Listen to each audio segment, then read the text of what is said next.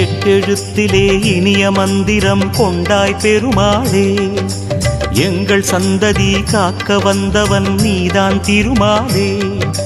கஷ்டம் நீக்கிடும் கருணை தெய்வமே கலியுக பெருமாளே, காலம் காலமாய் காவல் தந்திடும் கோகுல திருமாலே.